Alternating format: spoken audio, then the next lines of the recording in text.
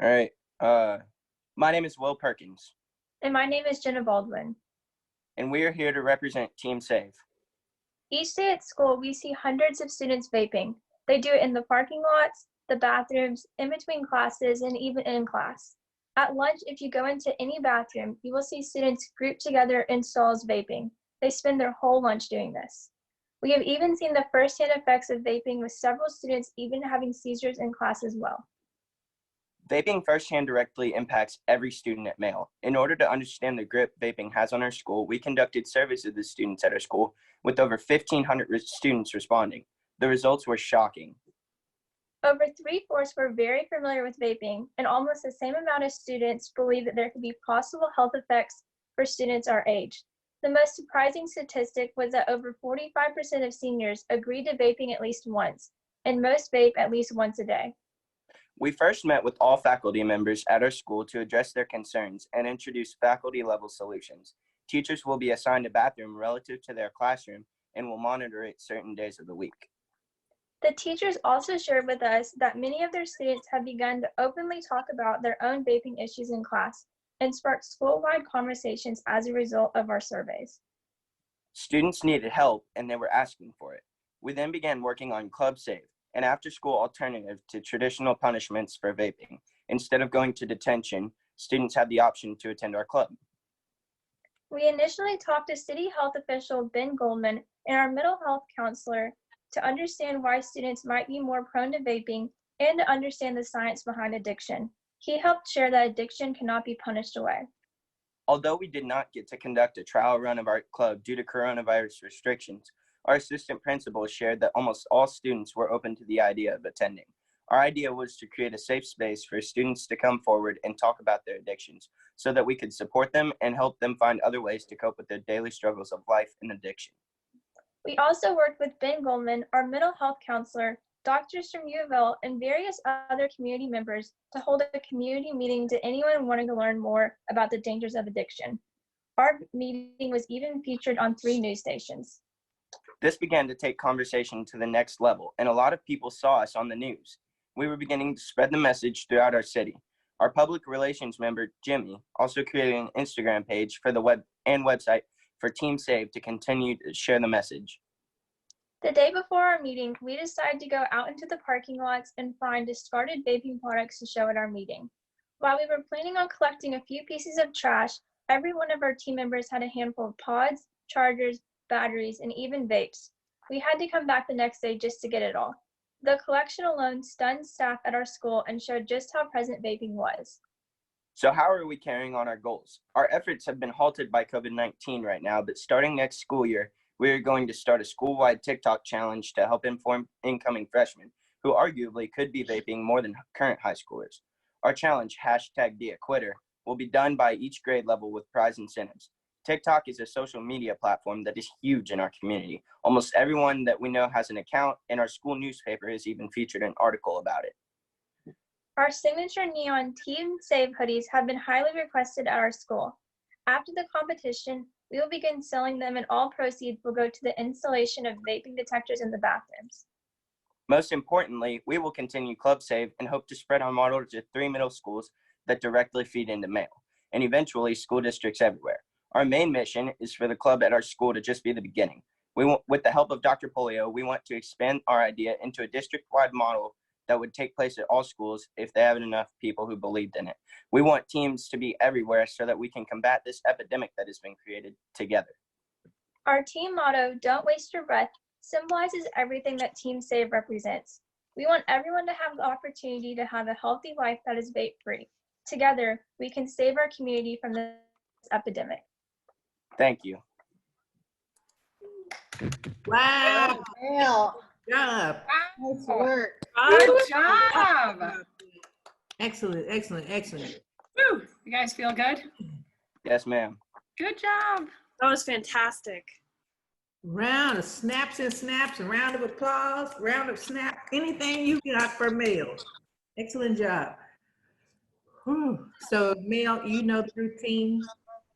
Judges are gonna flip their cameras around. We're gonna start asking y'all some questions. Look, we got hands up already. Hands up already, and I know who it is. I don't even have to look at it. Look at that face. Stunning. Josh. First question from Judge Josh Miller for Mail.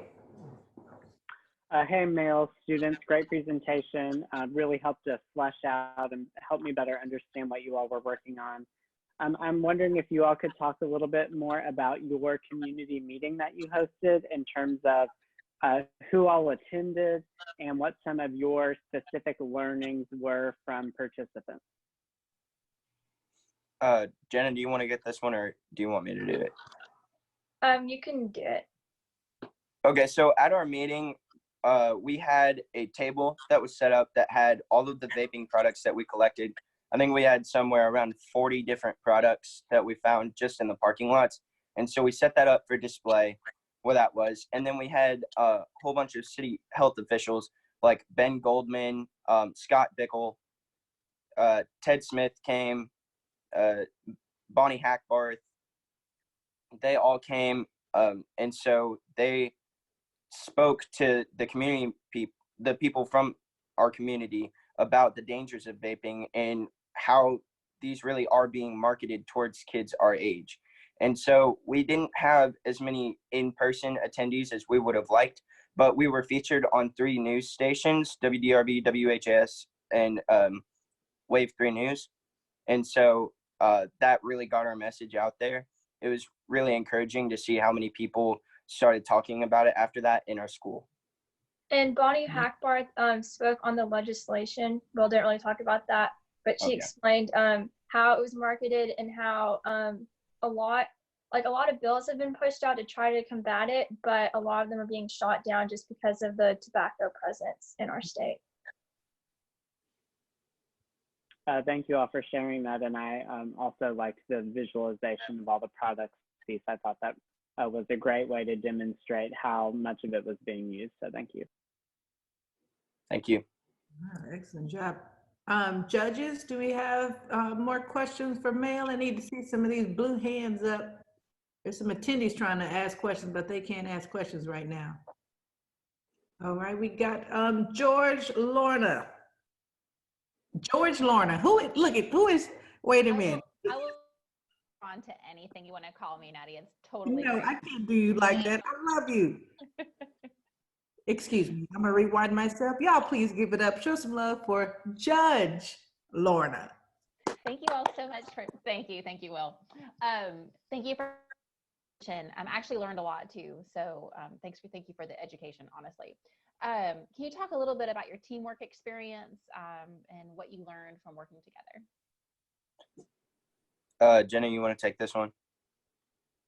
I think Nora could do this. Oh, yeah. Yeah. That's no. Well, coming into it, we each had our own biases about which challenge we wanted. I personally wanted the immigrant one because I come from an immigrant household.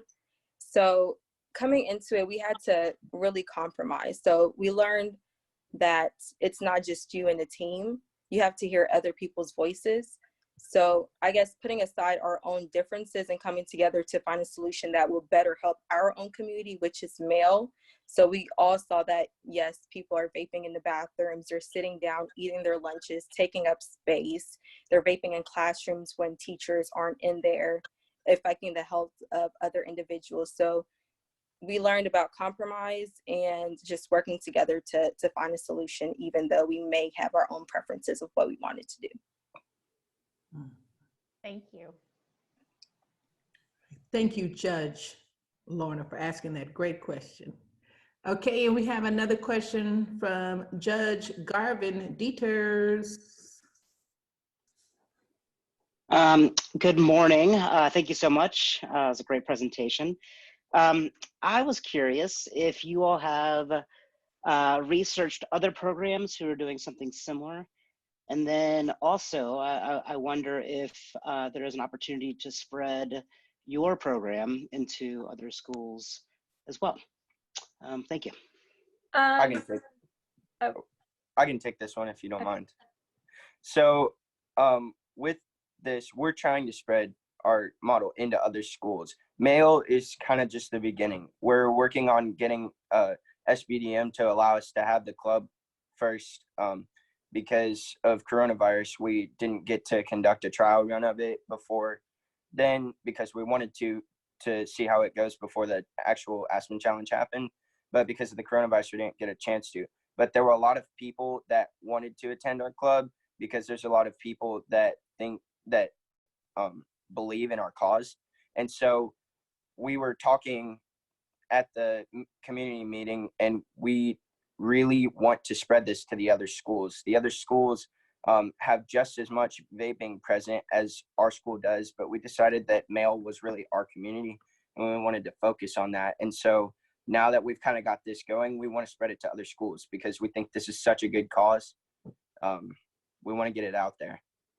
And we've also made contact with there's only 3 middle schools that feed directly into our high school. So we wanted to target them specifically first.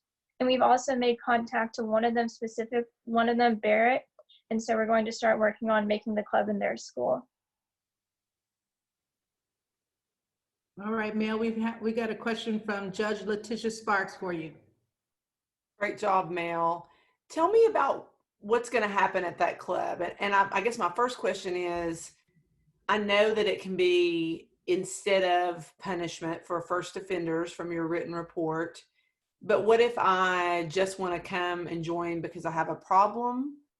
And then what will happen in that club that will be meaningful for those people to get them to not continue to use products? Well, for our club, it's going to serve 2 purposes, one for the punitive measure and the other one for anyone that wants to join that has an issue with vaping or knows someone that is vaping. So we're going to have it like the beginning, we would have a short icebreaker to kind of break the awkwardness among teens because not everyone would be apt to speaking about vaping. And then that would lead to a discussion portion. And after the discussion, any students that came on their own free will would be free to leave. But those who were there for punitive measures would have to stay and watch a video on nicotine addiction and vaping that would raise awareness for it. But those who came on their free will are free to stay if they would like to. And it's not a set in stone program. So after the first trial run, we're going to see what changes we could make upon it. Actually, one of our teachers at Male, Coach Driscoll, he's doing something similar. So we're going to try to piggyback off of that and then break away. But we would also be in partnership with our mental health counselor.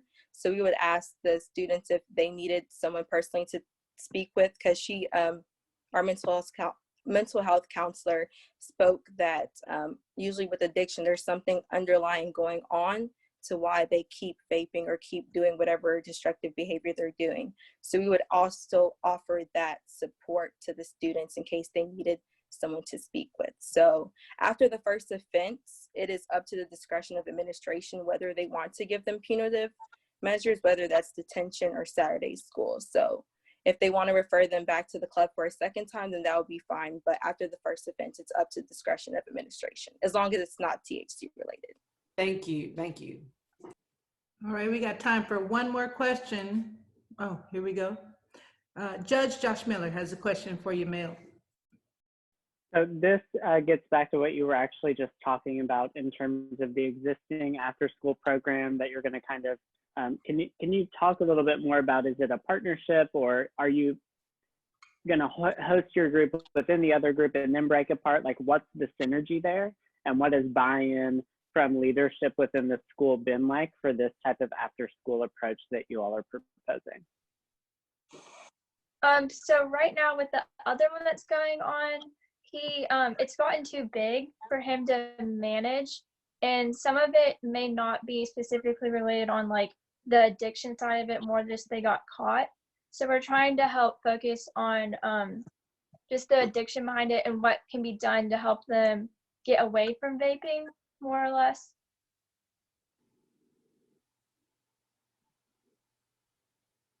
Good. All right, round of applause. Nice job, Mel. Good job, Mel. Good job, Mel. Awesome. Oh, judge is gonna Bye, have guys.